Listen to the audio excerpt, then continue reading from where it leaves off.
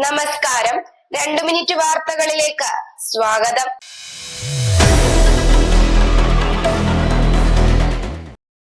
American നീതിന്യായ വകുപ്പ് ഗൗതം അദാനിക്കും അദാനി ഗ്രൂപ്പിന്റെ പ്രമുഖർക്കുമെതിരെ അഴിമതി കേസിൽ നടപടിക്ക് ഒരുങ്ങുമ്പോൾ അദാനിയുടെ ഫ്ലൈറ്റിൽ സത്യപ്രതിജ്ഞയ്ക്കെത്തിയ പ്രധാനമന്ത്രി നരേന്ദ്രമോദിയുടെ ഭരണം തുടരുമ്പോൾ ഇന്ത്യയിൽ അദാനിയുടെ കമ്പനി നേടിയെടുക്കുന്ന പദ്ധതികളെല്ലാം സർക്കാർ ഉദ്യോഗസ്ഥർക്ക് കൈക്കൂലി കൊടുത്തും വ്യവസ്ഥാപിതമായ രീതിയിൽ അല്ലെന്നുമുള്ള രാഹുൽ ഗാന്ധിയുടെ മുൻകാല വാക്കുകൾക്ക് പ്രസക്തി ഏറുകയാണ്.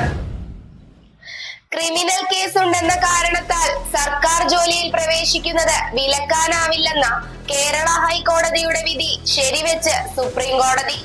കേരള ഹൈക്കോടതി വിധിക്കെതിരെ സംസ്ഥാന സർക്കാർ നൽകിയ അപ്പീൽ സുപ്രീം കോടതി തള്ളി.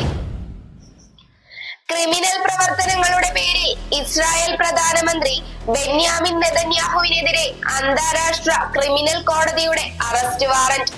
ഗാസയിൽ നടത്തുന്ന മനുഷ്യാവകാശ ലംഘനങ്ങളുടെയും കൂട്ടക്കൊലയുടെയും പശ്ചാത്തലത്തിലാണ് വാറന്റ്.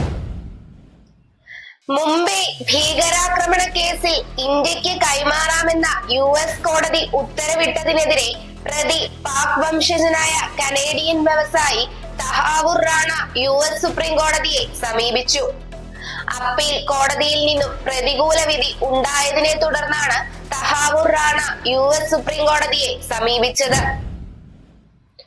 മുനമ്പത്തെ വഖഫ് ഭൂമി ഫാറൂഖ് കോളേജ് മാനേജ്മെന്റ് വിൽപ്പന നടത്തിയത് സെന്റിന് 500 രൂപയ്ക്ക്. 1998 ഇതിനായി എറണാകുളത്തെ അഭിഭാഷകനെ ചുമതലപ്പെടുത്തി ഉഭയകക്ഷി കരാർ ഒപ്പിട്ടത്. അതിനു മുമ്പ് സെന്റിന് 45 രൂപയ്ക്കും മുനമ്പത്തെ ഭൂമി വിൽക്കാൻ മാനേജ്മെന്റ് കരാർ ഉണ്ടാക്കിയിട്ടുള്ളതായി രേഖകൾ വ്യക്തമാക്കുന്നു. 2001 നവംബർ 22 ഈ കരാറിന്റെ കാലാവധി 3 വർഷത്തേക്ക് കൂടി നീട്ടുകയും ചെയ്തിരുന്നു. തൃശൂർ പാർലമെന്റ് മണ്ഡലത്തിൽ നിന്നുള്ള തെരഞ്ഞെടുപ്പ് ഫലം റദ്ദാക്കണമെന്നാവശ്യപ്പെട്ട് AIYF നേതാവ് AS ബിനോയ് നൽകിയ ഹർജി ഹൈക്കോടതി ഇന്ന് പരിഗണിക്കും.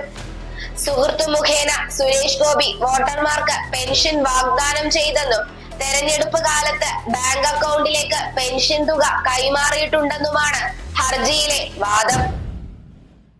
വാർത്തകൾ അവസാനിച്ചു. നന്ദി, നമസ്കാരം.